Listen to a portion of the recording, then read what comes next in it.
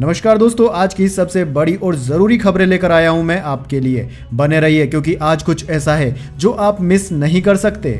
चलिए शुरू करते हैं। ममता बनर्जी जो सीट हारी वहां ईवीएम और वीवीपैट सुरक्षित रखने का आदेश। हाईकोर्ट बोला जरूरत पड़ने पर जांच होगी। भवानीपुर में शुभेंदु अधिकारी 15,000 वोटों से जीते थे। दोस्तों, आज के मुख्य समाचारों की शुरुआत करते हैं ममता बनर्जी वाली खबर से। दरअसल दोस्तों, भवानीपुर वह सीट जहां से ममता बनर्जी कई बार जीत चुकी थी, लेकिन इस बार उन्हें भाजपा नेता शुभेंदु अधिकारी ने 15,000 से ज्यादा वोटों के अंतर से हरा दिया। हार के बाद ममता बनर्जी ने चुनाव नतीजों पर सवाल उठाए और मामला सीधे कलकत्ता हाईकोर्ट पहुंच गया। अब दोस्तों, इस मामले में हाईकोर्ट ने एक बेहद अहम आदेश दिया है। कोर्ट ने कहा है कि भवानीपुर सीट की मतगणना से जुड़े सभी महत्वपूर्ण सबूत सुरक्षित रखे जाएं। इनमें ईवीएम मशीनें, वीवीपैट रिकॉर्ड, सीसीटीवी फुटेज और चुनाव से जुड़े दूसरे दस्तावेज शामिल है। यानी कि दोस्तों, अब इन रिकॉर्ड्स को न तो मिटाया जा सकता है और न ही बदला जा सकता है और न ही इनके साथ किसी तरह की छेड़छाड़ की जा सकती है। कोर्ट ने साफ कहा कि अगर भविष्य में जरूरत पड़ी तो इन सभी सबूतों की जांच की जाएगी। दरअसल दोस्तों, ममता बनर्जी ने अपनी याचिका में मतगणना प्रक्रिया पर सवाल उठाए।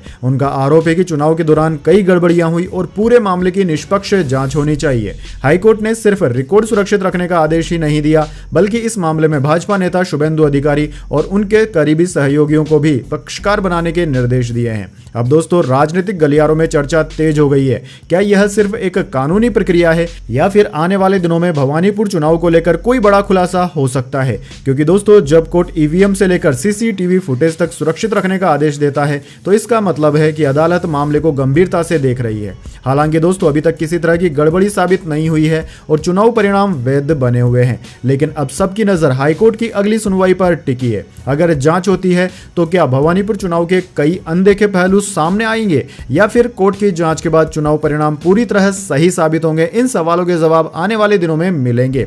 वैसे दोस्तों, इस बारे में आपकी क्या राय है?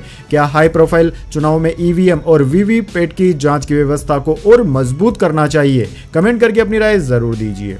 चलिए आगे बढ़ते हैं। प्रधानमंत्री नरेंद्र मोदी बोले देश में नक्सलवाद आखिरी सांसें गिन रहा। आज जो संविधान हाथ में हिलाते हैं, नक्सली हिंसा के चरम पर उनके हाथ कांपते थे। दोस्तों, दिल्ली में एक न्यूज चैनल के कार्यक्रम को संबोधित करते हुए प्रधानमंत्री नरेंद्र मोदी ने कहा कि देश में माओवादी नक्सलवाद अब अपनी आखिरी सांसें गिन रहा है। प्रधानमंत्री ने बिना नाम लिए कांग्रेस नेता राहुल गांधी पर भी निशाना साधा। उन्होंने कहा कि आज जो लोग हाथ में संविधान लेकर घूमते हैं, नक्सली हिंसा के सबसे खतरनाक दौर में उनके हाथ कांपते थे। मोदी ने कहा कि दशकों तक सरकारें बदलती रही, लेकिन नक्सलवाद की समस्या जस की तस बनी रही। कई इलाकों को पिछड़ा और असुरक्षित मान लिया गया था, लेकिन उनकी सरकार ने उन क्षेत्रों को विकास की मुख्य धारा से जोड़ने का फैसला किया। प्रधानमंत्री ने कहा कि सिर्फ सुरक्षा अभियान ही नहीं, बल्कि सड़कें, बिजली, इंटरनेट, स्कूल, अस्पताल और रोजगार के अवसर पहुंचाने का काम भी किया गया है। इसी वजह से नक्सल प्रभावित क्षेत्रों में हालात तेजी से बदले हैं।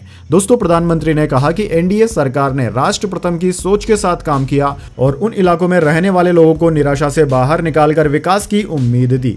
अब दोस्तों, सवाल यह है कि आखिर नक्सलवाद का मुद्दा इतना बड़ा क्यों रहा है? दरअसल दोस्तों, पिछले कई दशकों से छत्तीसगढ़, झारखंड, ओडिशा, महाराष्ट्र, आंध्र प्रदेश और बिहार के कई ऐसे हिस्से हैं जो नक्सली हिंसा से प्रभावित रहे हैं। हजारों लोगों और सुरक्षा बलों ने इस संघर्ष में अपनी जानें गंवाई। लेकिन पिछले कुछ वर्षों में सुरक्षा बलों के लगातार अभियानों और सरकारी योजनाओं के कारण नक्सल प्रभावित क्षेत्रों का दायरा काफी कम हुआ है। सरकार दावा कर रही है कि अब नक्सली संगठन पहले की तुलना में कमजोर पड़ चुके हैं। हालांकि विपक्ष का कहना है कि सिर्फ राजनीतिक बयान देने से समस्या खत्म नहीं होती और जमीनी हकीकत का आकलन जरूरी है। यानी कि एक तरफ सरकार इसे अपनी बड़ी उपलब्धि बता रही है तो दूसरी तरफ विपक्ष सवाल उठा रहा है। लेकिन सबसे बड़ा सवाल आपके लिए है, क्या आपको लगता है कि भारत वास्तव में नक्सलवाद के अंत के करीब पहुंच चुका है? चलिए दोस्तों, आगे बढ़ते हैं। भरत तिवारी एनकाउंटर में बैकफुट पर आई सरकार। एसडीपीओ, एसएचओ और पुलिस कर्मियों पर 7वें दिन हत्या की एफआईआर हुई दर्ज। मां ने कहा था बेटे को घेर कर गोली मारी। दोस्तों, जिस एनकाउंटर को पुलिस अपनी बड़ी कामयाबी बता रही थी, अब उसी मामले में पुलिस अधिकारियों पर हत्या की एफआईआर दर्ज हो गई है। जी हां दोस्तों, हम बात कर रहे हैं बहुत चर्चित भरत तिवारी हत्याकांड की। दरअसल दोस्तों, तिवारी की मां आशा देवी की शिकायत पर जगदीशपुर के एसडीपीओ, शाहजहांपुर के तत्कालीन एसएचओ और अन्य पुलिस कर्मियों के खिलाफ हत्या का मामला दर्ज कर लिया लिया गया है। यह कार्रवाई एनकाउंटर के पूरे 7 दिन बाद हुई है और इस मामले का सबसे बड़ा घटनाक्रम भी माना जा रहा है। अब दोस्तों सवाल यह है कि आखिर ऐसा क्या हुआ कि पुलिस पर ही हत्या का केस दर्ज करना पड़ा। मामला गंभीर नजर आ रहा है। भरत तिवारी की मां का आरोप बेहद गंभीर है। उनके अनुसार 17 जून की सुबह पुलिस भरत को अपने साथ लेकर गई थी। वहां भरत ने फेसबुक लाइव किया, बाढ़ पीड़ितों और विस्थापितों की समस्याएं बताई और फिर अपना हथियार जमीन पर फेंक कर सरेंडर कर दिया। परिवार का दावा है कि सरेंडर के बाद भी पुलिस ने उसे घेर लिया और फिर गोली मार दी। मां का आरोप है कि एसडीपीओ के आदेश पर भरत को कई गोलियां मारी गई, जिसके बाद उसे वहां से ले जाया गया और बाद में उसकी मौत की सूचना दी गई। यही आरोप अब एफआईआर का आधार भी बने हैं। दोस्तों मामला इसलिए भी बड़ा हो गया क्योंकि इससे पहले सरकार और पुलिस लगातार एनकाउंटर को सही ठहराती रही थी, लेकिन अब हत्या की एफआईआर दर्ज होने के बाद विपक्ष और सामाजिक संगठनों ने सरकार पर सवालों की बौछार शुरू कर दी है। दरअसल दोस्तों एफआईआर दर्ज होना किसी को दोषी साबित नहीं करता, लेकिन इसका मतलब यह जरूर है कि अब पुलिस की भूमिका की भी कानूनी रूप से जांच होगी। यानी कि अब जांच सिर्फ भरत तिवारी पर नहीं बल्कि एनकाउंटर करने वाले पुलिस टीम पर भी केंद्रित होगी। इसी बीच भरत तिवारी की मौत को लेकर पहले से ही कई सवाल उठ रहे थे। इनमें सोशल मीडिया पर वायरल फेसबुक वीडियो, परिवार के आरोप, न्यायिक जांच की मांग और अब हत्या की एफआईआर, इन सब ने इस केस को बिहार के सबसे चर्चित घटनाओं में से एक बना दिया है। अब दोस्तों सबसे बड़ा सवाल यही है, क्या यह वाकई पुलिस एनकाउंटर था या फिर सरेंडर के बाद हुई एक कथित हत्या? इसका जवाब अब जांच और अदालत की प्रक्रिया से ही सामने आएगा। लेकिन दोस्तों एक बात तो साफ है, भरत तिवारी केस अब सिर्फ एक एनकाउंटर की कहानी नहीं रहा बल्कि पुलिस कार्यवाही, न्याय और जवाबदेही की बड़ी बहस बन चुका है। आपकी राय क्या है दोस्तों इस केस के बारे में? कमेंट बॉक्स में अपनी राय जरूर दीजिए। चलिए दोस्तों आगे बढ़ते हैं। स्ट्रेट ऑफ हॉर्मुज़ दोनों तरफ से खुला, 11 भारतीय जहाज निकले, 10 कर रहे इंतजार। दरअसल दोस्तों वो घड़ी आ गई है जिसका इंतजार पिछले 3-4 महीनों से लगातार किया जा रहा था। पूरी दुनिया परेशान थी कब ये युद्ध रुके और स्ट्रेट ऑफ हॉर्मुज़ शुरू हो ताकि महंगाई पर कंट्रोल हो सके। तो वो घड़ी आ गई है दोस्तों। स्ट्रेट ऑफ हॉर्मुज़ में यातायात फिर से दोनों दिशाओं में शुरू हो गया है। विदेश मंत्रालय यानी कि MEA ने पुष्टि की है कि 2 भारतीय झंडे वाले जहाज सफलतापूर्वक फारस की खाड़ी में प्रवेश कर चुके हैं, जबकि 10 भारतीय झंडे वाले जहाज अब भी क्षेत्र में इंतजार कर रहे हैं। 17 जून से अब तक 11 भारत आने वाले जहाज स्ट्रेट ऑफ हॉर्मुज़ को पार कर चुके हैं। दोस्तों यह खबर इसलिए राहत भरी है क्योंकि हॉर्मुज़ क्षेत्र में हाल ही के सुरक्षा तनाव के बावजूद भारत की ऊर्जा आपूर्ति और खाद्य सुरक्षा प्रभावित नहीं हुई है। दोस्तों स्ट्रेट ऑफ हॉर्मुज़ मध्य पूर्व का वह सकरा समुद्री मार्ग है जिससे दुनिया का लगभग 20 से 25% कच्चा तेल और बहुत बड़ी मात्रा में प्राकृतिक गैस गुजरती है। मुख्य रूप से सऊदी अरब, इराक, ईरान, UAE, कुवैत और कतर जैसे देशों का तेल इसी रास्ते से विश्व के बाजार में पहुंचता है। अगर दोस्तों इस रास्ते में कोई रुकावट आ जाए तो वैश्विक तेल की कीमतें आसमान छू सकती है, कई देशों की अर्थव्यवस्था प्रभावित हो जाती है।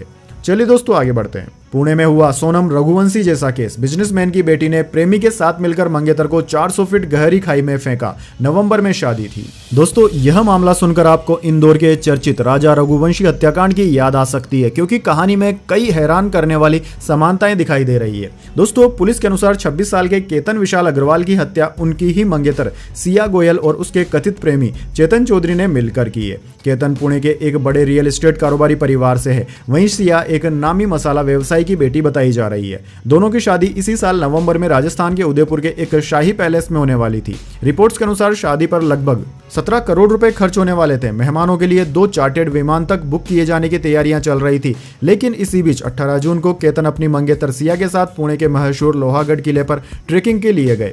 कुछ समय बाद केतन अचानक लापता हो गए। जब सर्च ऑपरेशन शुरू हुआ तो उसका शव लगभग 400 फीट गहरी खाई में मिला। शुरुआत में इसे एक हादसा माना गया, लेकिन जांच आगे बढ़ी तो कहानी ने ऐसा मोड़ लिया जिसने सबको हैरान कर दिया। दोस्तों पुलिस का आरोप है कि सिया और उसके कथित बॉयफ्रेंड चेतन ने मिलकर केतन को खाई में धक्का दिया और पूरी घटना को दुर्घटना दिखाने की कोशिश की। यानी कि दोस्तों जिस लड़की से कुछ महीनों बाद शादी होने वाली थी उस पर अब हत्या की साजिश रचने का आरोप है। हालांकि यह पुलिस का आरोप है और अदालत में आरोप साबित होना अभी बाकी है, लेकिन इस मामले ने एक बार फिर रिश्तों में धोखे और अपराध के बढ़ते मामलों पर गंभीर सवाल खड़े कर दिए हैं। दोस्तों सबसे बड़ा सवाल यह है कि आखिर सिया किसी और से प्यार करती थी तो क्या शादी से इनकार नहीं किया जा सकता था? क्या किसी की जिंदगी खत्म करना किसी समस्या का समाधान हो सकता है? अब फिलहाल दोस्तों police mobile record, call details और डिजिटल सबूतों की जांच कर रही है। आने वाले दिनों में इस केस में और भी बड़े खुलासे हो सकते हैं। लेकिन दोस्तों इस कहानी का सबसे दर्दनाक हिस्सा यह है कि केतन अपने भविष्य के सपने लेकर ट्रेकिंग पर गए थे उन्हें शायद अंदाजा भी नहीं था कि यह सफर उनकी जिंदगी का आखिरी सफर होगा। वैसे दोस्तों, क्या ऐसे मामलों में परिवार को शादी से पहले युवाओं की सहमति और रिश्तों को लेकर ज्यादा खुलकर बातचीत करनी चाहिए? आपकी क्या है इस बारे में राय? कमेंट बॉक्स में अपनी राय जरूर दीजिए। चलिए आगे बढ़ते हैं। वैभव सूर्यवंशी को टीम इंडिया की 3 नंबर जर्सी मिली, कहा खुशी बयां करने के लिए शब्द नहीं, आयरलैंड इंग्लैंड दौरे पर रवाना। जी हां दोस्तों, Vaibhav Suryavanshi senior team India के साथ आयरलैंड और इंग्लैंड के दौरे पर मंगलवार को रवाना हो गए। बीसीसीआई की ओर से उन्हें 3 नंबर जर्सी होटल भिजवाई गई, जिसे सूर्यवंशी काफी देर तक देखते रहे। सूर्यवंशी को जर्सी भारतीय टीम में थ्रो डाउन स्पेशलिस्ट रघु ने सौंपी। दोस्तों, सूर्यवंशी ने सबसे पहले रघु के पैर छुए और उन्हें प्रणाम किया, फिर जर्सी ली। इस पूरी घटना को कैमरे में रिकॉर्ड भी किया गया। दोस्तों, वैभव सूर्यवंशी ने इसके बाद कहा कि इसे मैं शब्दों में बयान नहीं कर सकता। जिस दिन पहली बार बल्ला थामकर मैदान पर कदम रखा था, आज वह सपना पूरा हो गया। यह मेरे अब तक के करियर का सबसे बड़ा कदम है और इस एहसास को शब्दों में बयां करना नामुमकिन है। दरअसल दोस्तों, 15 साल के वैभव सूर्यवंशी को पहली बार भारतीय टीम में जगह दी गई है। देश की नेशनल टीम में सेलेक्ट होने वाले वे सबसे कम उम्र के खिलाड़ी हैं। भारतीय टीम का आयरलैंड दौरा 26 जून से शुरू हो रहा है और इंग्लैंड दौरा 1 जुलाई से शुरू होगा। चलिए दोस्तों आगे बढ़ते हैं। मानसून 12 दिन लेट मुंबई पहुंचा, झमाझम बारिश जारी। इसी हफ्ते एमपी यूपी पहुंच जाएगा। दिल्ली में धूल भरी आंधी, दिन में अंधेरा छाया। दरअसल दोस्तों, मानसून 12 दिन की देरी के बाद मंगलवार को मुंबई पहुंच गया है। आमतौर पर मानसून 11 जून तक मुंबई पहुंच जाता है। मानसून के पहुंचते ही शहर के कई इलाकों में झमाझम बारिश शुरू हो गई। मौसम विज्ञान विभाग के अनुसार दक्षिण पश्चिम मानसून तेलंगाना, ओडिशा, छत्तीसगढ़, झारखंड और बिहार के कुछ इलाकों में आगे बढ़ गया है। दोस्तों, अगले 2 से 3 दिनों में गुजरात और मध्य प्रदेश में पहुंच सकता है। इसके बाद 3-4 दिन में उत्तर प्रदेश में भी एंट्री हो जाएगी। उधर दोस्तों, बीते कल दिल्ली में धूल भरी आंधी चली। इससे कुछ देर के लिए दिन में अंधेरा छा गया। वहीं मध्य प्रदेश के 17 जिलों में बारिश हुई है। छतरपुर में बिजली गिरने से 2 लड़कियां झुलस गई, इनमें से एक की अस्पताल में मौत हो गई। चलिए दोस्तों, जान लेते हैं इसके बाद अगली बड़ी खबर। लेकिन उससे पहले मेरी आपसे एक छोटी सी रिक्वेस्ट है, अगर दोस्तों आपको अभी तक हमारी न्यूज पसंद आई है तो एक छोटा सा लाइक जरूर दे दीजिए। चलिए आगे बढ़ते हैं। सेंसेक्स 893 अंक गिरकर 76,200 पर बंद हुआ। निफ्टी भी 278 अंक गिरा। मेटल आईटी शेयरों में सबसे ज्यादा बिकवाली रही। दरअसल दोस्तों, सेंसेक्स आज 893 अंक की गिरावट के साथ 76,200 के स्तर पर बंद हुआ। निफ्टी में आज 278 अंकों की गिरावट रही और ये 23,824 पर बंद हुआ। दोस्तों, आज के कारोबार में आईटी और मेटल शेयरों में सबसे ज्यादा बिकवाली देखने को मिली। वहीं ब्लॉक डील के जरिए प्रमोटर की 2,149 करोड़ की हिस्सेदारी बिकने के बाद वेदांता का शेयर 8% गिरकर बंद हुआ। बात करें दोस्तों आज निफ्टी 50 के टॉप गेनर और टॉप लूजर स्टॉक्स की, तो दोस्तों आज के शेयर बाजार में निफ्टी 50 के टॉप गेनर्स में सिप्ला, पावर ग्रिड और डॉक्टर रेड्डीज रहे, जबकि निफ्टी 50 के टॉप लूजर्स में इन्फोसिस, विप्रो और टीसीएस रहे। चलिए दोस्तों आगे बढ़ते हैं। चांदी आज 10,566 रुपए सस्ती हुई। इस महीने 36,015 रुपए गिरी। सोना 2,522 रुपए गिरा। जून में 10,748 रुपए की गिरावट आ चुकी है। दरअसल दोस्तों, सोने और चांदी की कीमतों में आज गिरावट देखने को मिली। आज Indian Boolean and jewellers association के अनुसार 1 किलो चांदी 10,566 रुपए घटकर 2.27 लाख रुपए पर आ गई, जो कि एक दिन पहले 2.37 लाख रुपए पर थी। वहीं दूसरी ओर दोस्तों सोने की कीमतों की बात करें तो 10 ग्राम 24 कैरेट गोल्ड 2,522 रुपए गिरकर 1.45 लाख रुपए का हो गया है। इससे पहले इसकी कीमत 1.47 लाख रुपए थी। दोस्तों आपकी जानकारी के लिए बता दें, सोने के दाम इस महीने 10,748 रुपए घट चुके हैं, जबकि चांदी के दाम 36,015 रुपए घट चुके हैं। अब कैरेट के हिसाब से बात करें क्या चल रही है सोने की कीमत, तो दोस्तों 24 कैरेट यानी कि शुद्ध गोल्ड 1,44,788 रुपए प्रति 10 ग्राम का है। 22 कैरेट गोल्ड 1,32,626 रुपए प्रति 10 ग्राम का है और 18 कैरेट की कीमत इस वक्त 1,08,591 रुपए प्रति 10 ग्राम है। चलिए दोस्तों आगे बढ़ते हैं। धर्मेंद्र प्रधान बोले, कॉकरोच जनता पार्टी दहशतगर्दों की बी टीम। सीजेपी ने नीट पेपर लीक को लेकर शिक्षा मंत्री का इस्तीफा मांगा था। दरअसल दोस्तों शिक्षा मंत्री धर्मेंद्र प्रधान ने मंगलवार को कॉकरोच जनता पार्टी यानी कि सीजेपी को दहशतगर्दों की बी टीम बता दिया। एनडीटीवी को दिए इंटरव्यू में उन्होंने कहा कि जिन्हें डेमोक्रेसी में रिजेक्ट कर दिया गया था वे वेश बदल कर आ गए हैं और अब सिस्टम के पीछे पड़े हैं। वे उन लोगों के लिए नारे लगाते हैं जो देश को बांटना चाहते हैं, उनकी पहचान हो गई है। दरअसल दोस्तों सोशल मीडिया संगठन सीजेपी पिछले 4 दिन से दिल्ली के जंतर मंतर पर नीट पेपर लीक के विरोध में प्रदर्शन कर रहा है। फाउंडर अभिजीत दीपके ने शिक्षा मंत्री धर्मेंद्र प्रधान के इस्तीफे की मांग की है, लेकिन दोस्तों शिक्षा मंत्री धर्मेंद्र प्रधान ने इस्तीफा देने से साफ साफ इनकार कर दिया और उन्होंने तो यहां तक कह दिया कि यह पार्टी दहशतगर्दों की पार्टी है। चलिए दोस्तों आगे बढ़ते हैं। गुजरात में आम आदमी पार्टी विधायक पत्नी समेत 9 को 7-7 साल की जेल। वन कर्मियों से मारपीट वसूली के मामले में मिली सजा। 96,000 रुपए का जुर्माना भी लगा। जी हाँ दोस्तों, गुजरात में नर्मदा जिले की एक कोर्ट ने आम आदमी पार्टी के विधायक चेतर वसाव, उनकी पत्नी और 7 अन्य को 7-7 साल जेल की सजा सुनाई है। इन पर वन विभाग के अधिकारियों से मारपीट और वसूली का आरोप लगा था। दरअसल दोस्तों, सजा के अलावा विधायक की पत्नी और अन्य पर 96,000 रुपए का जुर्माना भी लगाया गया। कुल 9 आरोपियों में से 4 महिलाएं शामिल है। दोस्तों बात करें मामला क्या था, तो मामला था दरअसल दोस्तों 23 अक्टूबर 2023 का है। आरोप है कि वन विभाग के अधिकारियों ने जंगल की जमीन पर हुए अतिक्रमण को हटा दिया था। इस पर वसाव ने 5 अधिकारियों को अपने घर बुलाया था। प्राथमिकी के अनुसार चेतर वसाव और उनके साथियों ने अधिकारियों के साथ मारपीट की और उनसे प्रभावित ग्रामीणों को मुआवजा देने के नाम पर वसूली भी की थी। चलिए दोस्तों आगे बढ़ते हैं। दवाओं के कच्चे माल के लिए चीन पर 65% निर्भरता। नीति आयोग बोला तेल गैस सिर्फ एक जगह से न खरीदें, अमेरिका से ट्रेड डील जल्द होगी। दरअसल दोस्तों, नीति आयोग ने मंगलवार को दवा उद्योग और वैश्विक व्यापार पर अपनी ट्रेड वॉच क्वार्टरली रिपोर्ट जारी की है। रिपोर्ट के अनुसार भारत दवाओं के कच्चे माल के लिए 65% तक चीन पर निर्भर है। वहीं नीति आयोग के वाइस चेयरमैन अशोक कुमार लाड़ी ने कहा कि मिडिल ईस्ट संकट से यह सीख मिली है कि किसी एक देश या क्षेत्र पर ज्यादा निर्भर नहीं रहना चाहिए। उन्होंने कहा कि भारत को तेल और गैस समेत अपनी ऊर्जा जरूरतों के लिए अलग अलग स्रोत विकसित करने होंगे। वहीं दोस्तों, लाहिड़ी ने कहा कि भारत और अमेरिका जल्द ही एक द्विपक्षीय व्यापार समझौते को अंतिम रूप देंगे और इस पर हस्ताक्षर करेंगे। इसके साथ ही उन्होंने बताया कि नीति आयोग ने रिपोर्ट में सुझाव दिया है कि जब तक भारत किसी देश या ब्लॉक के साथ फ्री ट्रेड एग्रीमेंट यानी कि FTA के लिए बातचीत करे तो उसमें फार्मास्यूटिकल प्रोडक्ट्स पर एक अलग चैप्टर जरूर शामिल किया जाना चाहिए। चलिए दोस्तों आगे बढ़ते हैं। पाकिस्तान पहुंचे ईरानी राष्ट्रपति पेजेशकियान। अमेरिका के साथ समझौते पर तेज हुई कूटनीति।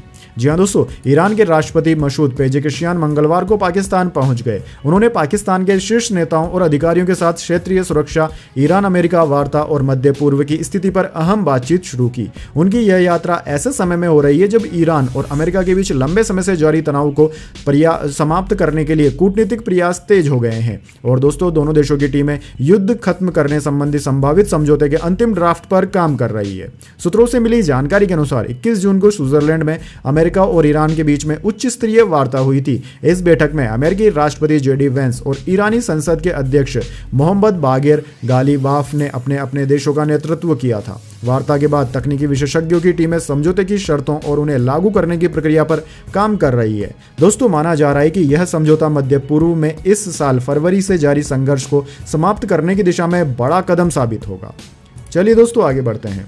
राम मंदिर चढ़ावा चोरी की रिपोर्ट SIT ने सरकार को सौंपी। 20 पेज की रिपोर्ट में FIR और ट्रस्ट को दोबारा गठित करने की सिफारिश। दोस्तों, राम मंदिर चढ़ावा चोरी मामले की जांच कर रही SIT ने अपनी शुरुआती रिपोर्ट उत्तर प्रदेश सरकार को सौंप दी है और सूत्रों के अनुसार इस रिपोर्ट में कई बड़े सुझाव और गंभीर टिप्पणियां की गई है। दोस्तों, बताया जा रहा है कि करीब 20 पन्नों की इस रिपोर्ट में FIR दर्ज करने की सिफारिश की गई है। इतना ही नहीं, राम मंदिर ट्रस्ट को दोबारा गठित करने और मंदिर के प्रशासन संचालन के लिए किसी वरिष्ठ अधिकारी को CEO नियुक्त करने का सुझाव भी दिया गया। यानी कि दोस्तों, मामला अब सिर्फ कुछ कर्मचारियों तक सीमित नहीं दिखाई दे रहा है, बल्कि जांच की आंच ट्रस्ट की कार्यप्रणाली तक पहुंचती नजर आ रही है। SIT ने पिछले कई दिनों में करीब 150 लोगों से पूछताछ की। जांच के दौरान दान की राशि की गिनती, रिकॉर्ड रखने की प्रक्रिया, बैंक में जमा करने की व्यवस्था और निगरानी तंत्र को लेकर भी कई सवाल सामने आए हैं। दोस्तों, सूत्रों के अनुसार टीम ने पिछले 5 साल के चढ़ावे का विशेष ऑडिट कराने की सिफारिश भी की है ताकि यह पता लगाया जा सके कि दान की रकम का पूरा हिसाब किताब सही तरीके से रखा गया है या नहीं। इसी बीच जांच में कुछ रिकवरी भी हुई है। जानकारी के अनुसार 5 आरोपियों की निशानदेही पर करीब 2 करोड़ रुपए की बरामदगी की बात सामने आई है। वहीं एक आरोपी के घर से सोना मिलने की भी चर्चा है। अब दोस्तों, सबसे चौंकाने वाली बात यह है कि शुरुआती अनुमानों में कथित अनियमितता या चोरी का आंकड़ा 200 करोड़ रुपए से अधिक तक का बताया जा रहा है। हालांकि इस राशि की आधिकारिक पुष्टि अभी तक नहीं हुई है और जांच जारी है। अब SIT ने विस्तृत जांच के लिए और भी ज्यादा समय मांगा है। रिपोर्ट राज्य सरकार को सौंप दी गई है और आगे की प्रक्रिया में केंद्र सरकार तथा संबंधित संस्थाओं की भूमिका की महत्वपूर्ण जांच हो सकती है। अब दोस्तों, सबसे बड़ा सवाल यही है, क्या यह मामला सिर्फ कुछ कर्मचारियों की करतूत है या फिर जांच में और बड़े नाम भी सामने आ सकते हैं? और क्या ट्रस्ट की संरचना में वास्तव में बड़े बदलाव किए जाएंगे? इन सवालों के जवाब आने वाली जांच और सरकारी फैसलों में छिपी हुई है। वैसे दोस्तों, इस बारे में आपकी क्या राय है? क्या राम मंदिर जैसे बड़े धार्मिक संस्थानों में वित्तीय निगरानी और ऑडिट की व्यवस्था को और मजबूत करना चाहिए? दान की राशि ऐसे ही चोरी होती रही तो इसका क्या समाधान निकलेगा? कमेंट बॉक्स में अपनी राय जरूर दीजिए। चलिए दोस्तों, आगे बढ़ते हैं। टीएमसी ने ममता बनर्जी को पार्टी प्रमुख बताया, चुनाव आयोग को वर्किंग कमेटी की लिस्ट भेजी। एक दिन पहले बागी गुट ने अरूप रॉय को अध्यक्ष चुना था। दरअसल दोस्तों, असली तृणमूल कांग्रेस को लेकर ममता बनर्जी और बागी गुट में खींचतान तेज हो गई है। बागी गुट के दावे के एक दिन बाद मंगलवार को टीएमसी ने चुनाव आयोग को पार्टी के पदाधिकारियों और नेशनल वर्किंग कमेटी की नई लिस्ट भेजी है। लिस्ट में ममता बनर्जी को पार्टी का अध्यक्ष बताया गया है, सुब्रत बख्शी को उपाध्यक्ष और अभिषेक बनर्जी को राष्ट्रीय महासचिव बताया गया है। दोस्तों, पार्टी सूत्रों के अनुसार चुनाव आयोग को भेजी गई लिस्ट 20 जून तक की संगठनात्मक स्थिति के आधार पर तैयार की गई है। इससे एक दिन पहले टीएमसी के बागी गुट के नेता ऋतव्रत बनर्जी ने टीएमसी की पैरेलल वर्किंग कमेटी का ऐलान कर दिया था। दोस्तों, विधायक अरूप रॉय को अध्यक्ष चुना गया था, लेकिन उसके बाद में सब कुछ उलट पुलट होता हुआ नजर आ रहा है। टीएमसी नेता कुणाल घोष ने सोमवार को बागी गुट पर पार्टी के नाम का गलत इस्तेमाल करने का भी आरोप लगाया था। वहीं टीएमसी सांसद सौगत राय ने भी बागी गुट को महत्व देने से इनकार कर दिया। उन्होंने कहा कि ममता ने पार्टी बनाई है और वही इसकी सबसे बड़ी पहचान है। चलिए दोस्तों, आगे बढ़ते हैं। भरत तिवारी एनकाउंटर पर अनिरुद्धाचार्य बोले, सरकार को जनता पापी कहेगी, शरण में आए व्यक्ति को मारना पाप है, गो ब्राह्मण हत्या से बचना चाहिए। दोस्तों, 17 जून को जो भोजपुर में भरत तिवारी एनकाउंटर हुआ था, उसको लेकर पुलिस के रवैये पर लगातार सवाल उठ रहे हैं। अब दोस्तों, कथावाचक अनिरुद्धाचार्य ने भी भरत एनकाउंटर पर बिहार पुलिस को और बिहार सरकार को घेरा है। उन्होंने कहा कि जनता की हत्या करना किसी भी राजा के लिए पाप है। इस हाल में जनता आपको पापी राजा कहेगी। भरत ने किसी की हत्या नहीं की थी, अगर की होती तो एनकाउंटर कीजिए। गो और ब्राह्मण हत्या से बचना चाहिए, किसी भी हत्या से बचना चाहिए। इस साल उसका गांव बाढ़ में डूब गया था। वह अपने गांव की रक्षा के लिए नेताओं और अफसरों से मिन्नतें कर रहा था। वहीं दोस्तों, अनिरुद्धाचार्य ने आगे कहा कि उस युवक ने किसी की हत्या करने या अपराध करने के मकसद से हथियार नहीं उठाया था। वह अपने इलाके और समाज का काम करवाने के लिए अधिकारियों के पास गया था, लेकिन उनकी बात नहीं सुनी गई। ऐसे में उसने विरोध का रास्ता अपनाया। इसके बावजूद पुलिस ने उसे मार डाला। जब हम में से किसी की बात नहीं सुनी जाएगी तो कोई ना कोई व्यक्ति आगे आएगा ही। कथावाचक ने कहा कि यदि कोई व्यक्ति आतंकवादी है या उसने कई हत्याएं की है तो उसके खिलाफ सख्त कार्यवाही करने में किसी को आपत्ति नहीं हो सकती। अगर कोई आतंकवादी है, बड़ा अपराधी है, उसने 10-20 हत्याएं की है तो उसके खिलाफ कार्यवाही कीजिए। वैसे दोस्तों, इस बारे में आपके क्या विचार है? कमेंट बॉक्स में जरूर बताइए। भरत भूषण की जो हत्या हुई है वह वाकई में हत्या है या फिर एक एनकाउंटर है? कमेंट बॉक्स में अपनी राय जरूर दीजिएगा। अमेरिका के भरोसे ना रहे इजराइल, खुद बनाने होंगे हथियार, बेंजामिन नेतन्याहू का बड़ा बयान। दोस्तों, जिस दिन से अमेरिका और ईरान के बीच में सीज फायर की घोषणा हुई, उसी दिन से इजराइल बौखलाया हुआ नजर आ रहा है, क्योंकि इजराइल नहीं चाहता था कि यह युद्ध रखे। अब दोस्तों, बेंजामिन नेतन्याहू जो कि इजराइल के प्रधानमंत्री है, उन्होंने कहा कि सैन्य रूप से इजराइल को अब और ज्यादा अधिक आत्मनिर्भर बनने की जरूरत है। उन्होंने कहा कि देश को अधिक हथियार क्षमता विकसित करनी होगी और विदेशी आपूर्तिकर्ताओं पर निर्भरता कम करनी होगी। उन्होंने यह बयान ऐसे समय पर दिया है जब ईरान और उससे जुड़े समूहों के खिलाफ इजराइल क्षेत्र में लगातार संघर्ष का सामना कर रहा है। दोस्तों, वेस्ट बैंक के कब्जे वाले क्षेत्र गश एथ जोन में रिजर्व कॉम्बैट फोर्स के ऑफिसरों के साथ बैठक के दौरान नेतन्याहू ने कहा कि अमेरिका से मिलने वाले समर्थन की वह सराहना करते हैं, लेकिन अब इजराइल को अपने रक्षा उत्पादन ढांचे को और मजबूत बनाना होगा। नेतन्याहू ने कहा कि मैं हमारे अमेरिकी मित्रों से वर्षों से मिले समर्थन और सहयोग की बेहद सराहना करता हूं, लेकिन आज मैं कहता हूं कि हमें हथियार उत्पादन में आत्मनिर्भर होने की जरूरत है। हमें अपने हथियार खुद बनाने होंगे। चलिए दोस्तों, आगे बढ़ते हैं। क्रिकेटर रोहित शर्मा पद्म श्री से सम्मानित हुए। सिंगर अलका याग्निक ने पद्म भूषण लेने से पहले प्रधानमंत्री मोदी के पैर छुए। 65 हस्तियों को मिले पद्म अवार्ड। दरअसल दोस्तों, राष्ट्रपति द्रौपदी मुर्मू ने मंगलवार को राष्ट्रपति भवन में पद्म अवार्ड के दूसरे फेज में 65 हस्तियों को सम्मानित किया। कार्यक्रम में 2 पद्म विभूषण, 7 पद्म भूषण और 56 पद्म श्री दिए गए। सुप्रीम कोर्ट के पूर्व जज जस्टिस केटी थॉमस को जनसेवा, senior Malayalam journalist P Narayanan को साहित्य के लिए पद्म विभूषण दिया गया। झारखंड के पहले मुख्यमंत्री शिबू सोरेन को मरणोपरांत पद्म भूषण से सम्मानित किया गया। दोस्तों, अवार्ड लेने उनकी पत्नी रूपी सोरेन पहुंची। वहीं दोस्तों, सिंगर अलका याग्निक ने अवार्ड लेने से पहले प्रधानमंत्री मोदी के पैर छुए। Cricketer Rohit Sharma, actor are Madhavan को पद्म श्री से नवाजा गया। पुरस्कार पाने वालों में एक्टर ममूटी और पूर्व टेनिस खिलाड़ी विजय अमृतराज भी शामिल रहे। चलिए दोस्तों आगे बढ़ते हैं। हॉकी प्रो लीग, भारत ने पाकिस्तान को 4-3 से हराया। अभिषेक, नीलकांत, सुखजीत और राजेंद्र ने गोल दागे। टीम 10 साल से पाकिस्तान से नहीं हारी। जी हाँ दोस्तों, आपने बिल्कुल सही सुना। पाकिस्तान के खिलाफ खेल का मैदान कोई सा भी हो, खेल कोई सा भी हो, नतीजा एक ही रहता है, पाकिस्तान हारता है और भारत जीतता है। अब दोस्तों हॉकी के मैदान पर भी ऐसा ही हुआ है। भारतीय हॉकी टीम ने FIH प्रो लीग में पाकिस्तान को 4-3 से हरा दिया। लंदन के Lee Valley hockey and tennis centre में भारत ने 1-0 से पिछड़ने के बाद वापसी की। टीम के लिए अभिषेक, नीलकांत शर्मा, सुखजीत सिंह और राजेंद्र सिंह ने गोल किए। वहीं पाकिस्तान की तरफ से अहमद नदीम और कप्तान अब्बू अहमद और शकील मोइन ने गोल किए। दोस्तों पिछले 10 साल में भारतीय टीम पाकिस्तान से कोई मुकाबला नहीं हारी है। दोनों टीमों के बीच पिछले 18 मुकाबलों में भारत ने 16 जीते, 2 मैच ड्रॉ रहे। पाकिस्तान ने आखिरी बार भारत को दिसंबर 2016 में एशियन चैंपियनशिप ट्रॉफी के सेमीफाइनल में हराया था। चलिए दोस्तों जान लेते हैं अगली खबर।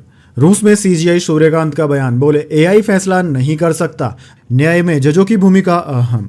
दोस्तों भारत के मुख्य न्यायाधीश CGI सूर्यकांत ने न्याय व्यवस्था में आर्टिफिशियल इंटेलिजेंस यानी कि AI के इस्तेमाल को लेकर बड़ा बयान दिया। रूस के सुप्रीम कोर्ट में चेयरमैन इगोर क्रोसनोव के साथ बैठक में CGI सूर्यकांत ने कहा कि AI जजों की मदद कर सकता है लेकिन किसी मामले का फैसला नहीं कर सकता। उन्होंने बताया कि तकनीक अनुवाद, ट्रांसक्रिप्ट तैयार करने और प्रशासनिक कामों को आसान बना सकती है, लेकिन सबूतों की जांच, गवाहों की विश्वसनीयता तय करने और न्यायिक विवेक का इस्तेमाल करने की भूमिका इंसान की ही रहेगी। दोस्तों CGI ने कहा कि भारत और रूस की न्याय व्यवस्था अलग अलग ऐतिहासिक रास्तों से विकसित हुई है, लेकिन दोनों के सामने एक जैसी चुनौती है कि तेजी से बदलती दुनिया में न्याय व्यवस्था पर लोगों का विश्वास कैसे बनाए रखा जाए। उन्होंने कहा कि अदालतों का मुख्य उद्देश्य हमेशा ऐसा न्याय देना होना चाहिए जिस पर आम जनता भरोसा कर सके। चलिए दोस्तों आगे बढ़ते हैं। E20 पेट्रोल पर उठ रहे सवालों पर आया सरकार का जवाब, कहा ब्लेंडिंग प्रोग्राम पूरी तरह से वैज्ञानिक। दरअसल दोस्तों सोशल मीडिया पर एथेनॉल वाले पेट्रोल यानी कि E20 को लेकर कई तरह के दावे और वीडियो वायरल हो रहे हैं। इस विवाद को देखते हुए केंद्र सरकार ने अब जवाब दिया है कि सरकार ने कहा है कि एथेनॉल ब्लेंडिंग प्रोग्राम पूरी तरह वैज्ञानिक तरीके से जांचा परखा गया है और सरकार लगातार इसकी निगरानी भी कर रही है। पेट्रोलियम और प्राकृतिक गैस मंत्रालय ने कहा कि सोशल मीडिया पर कुछ लोग जानबूझकर भ्रम फैलाने वाली बातें फैला रहे हैं। पुराने फोटो और वीडियो को नए बताकर शेयर किए जा रहा है ताकि लोगों में बेवजह डर पैदा हो और वीडियो को ज्यादा व्यूज मिले। दरअसल दोस्तों यह कार्यक्रम साल 2003 में शुरू हुआ था। इसका मकसद कच्चे तेल का आयात कम करना, देश की ऊर्जा सुरक्षा मजबूत करना और पर्यावरण को बेहतर बनाना है। धीरे धीरे इसे आगे बढ़ाते हुए 2023 से पेट्रोल में 20% एथेनॉल मिलाना यानी कि E20 शुरू कर दिया गया। सरकार ने कहा कि E20 पेट्रोल आने के बाद से अब तक एथेनॉल की वजह से इंजन खराब होने या गाड़ी बंद होने की कोई बड़ी शिकायत सामने नहीं आई है। लेकिन दोस्तों सोशल मीडिया पर ऐसे तमाम वीडियोस मौजूद है जहां पर ग्राहक शिकायत कर रहे हैं कि उनकी गाड़ियां खराब हो रही है, उनका माइलेज कम हो चुका है और उनकी गाड़ियों की सर्विस कॉस्ट दुगनी हो चुकी है। चलिए दोस्तों आगे बढ़ते हैं। लखनऊ अग्निकांड के बाद प्रयागराज में बड़ा एक्शन, सील हुई खान सर की कोचिंग।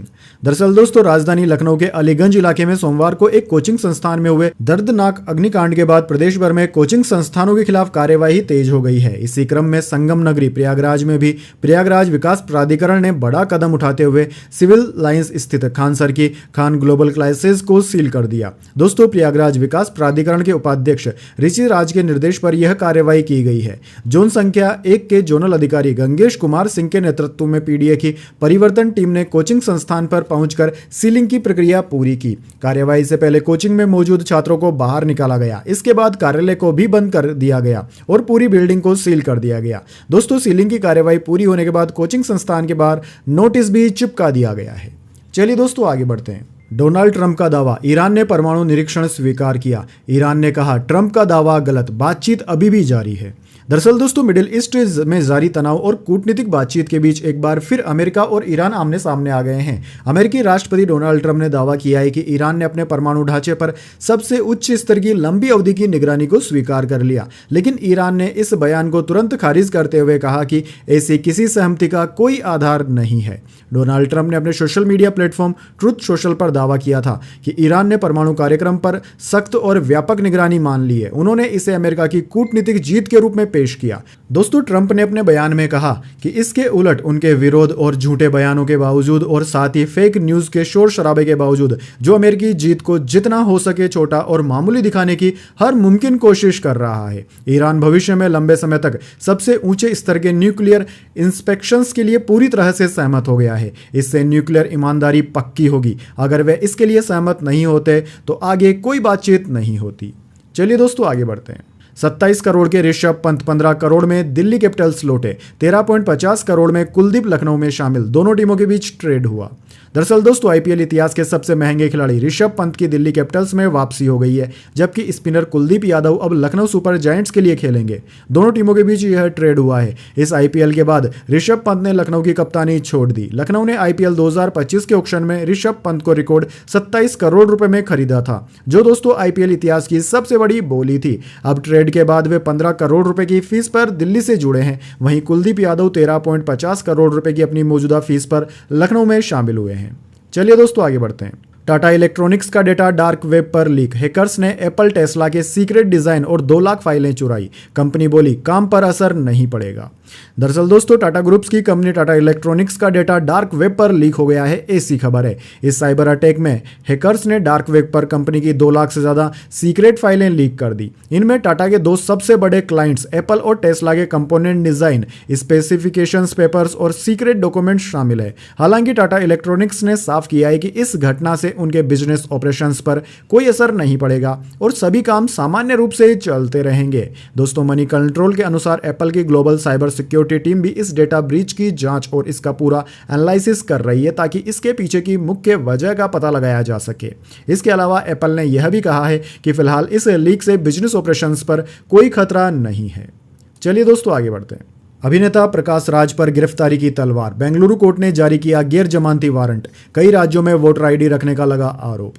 दोस्तों, दक्षिण भारतीय फिल्मों के चर्चित अभिनेता प्रकाश राज कानूनी विवाद में घिर गए हैं। बेंगलुरु की अदालत ने उनके खिलाफ गैर जमानती वारंट जारी किया। मामला कथित तौर पर अलग अलग राज्यों में 1 से ज्यादा वोटर आईडी रखने से जुड़ा है। कोर्ट का यह कदम उनके अदालत में पेश नहीं होने के बाद लिया गया। दोस्तों, जानकारी के अनुसार यह मामला कई साल पुरानी शिकायतों से जुड़ा है। शिकायतकर्ता अधिवक्ता दिलीप कुमार ने आरोप लगाया था कि प्रकाश राज के नाम पर अलग अलग राज्यों में वोटर पहचान पत्र दर्ज हैं। शिकायत में कहा गया है कि अभिनेता के पास कर्नाटक, तमिलनाडु, तेलंगाना और आंध्र प्रदेश में वोटर आईडी होने की आशंका जताई थी। तो दोस्तों, यह थी आज की तमाम बड़ी खबरें। इसके बाद दोस्तों बारी आती है आज के माइंड क्यूज क्वेश्चन की। जी हाँ दोस्तों, एक आसान से सवाल का जवाब देकर आप जीत सकते हैं एक सरप्राइज गिफ्ट हमारे यूट्यूब चैनल की ओर से। तो दोस्तों, आज का सवाल आपकी स्क्रीन पर आ चुका है। भारत के किस क्रिकेटर को लिटिल मास्टर के नाम से जाना जाता था? जी हाँ दोस्तों, अगर आप जानते हैं भारत के उस महान क्रिकेटर का नाम जिसको कि लिटिल मास्टर के नाम से जाना जाता था, तो जल्दी से उनका नाम कमेंट्स में लिख दीजिए। अगर दोस्तों आपका जवाब होता है एकदम सही और आप चुन जाते हैं लकी विजेता के रूप में, तो आपको मिल सकता है एक सरप्राइज गिफ्ट हमारे यूट्यूब चैनल की ओर से। तो दोस्तों, जल्दी से अपना उत्तर कमेंट्स में लिख दीजिए, वीडियो को लाइक कर लीजिए और चैनल को सब्सक्राइब करके बेल आइकन जरूर से दबा लें। धन्यवाद। वंदे मातरम। जय हिंद, जय भारत।